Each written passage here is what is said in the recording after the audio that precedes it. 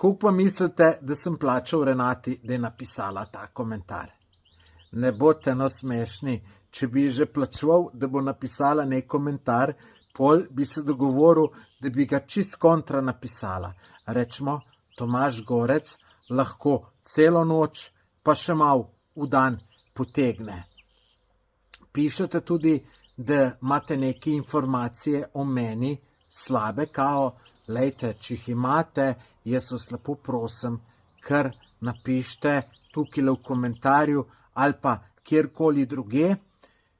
Komentarju pa jaz nikoli ne brišem, tako da čist nobene skrbi, da bi ga zbrisal.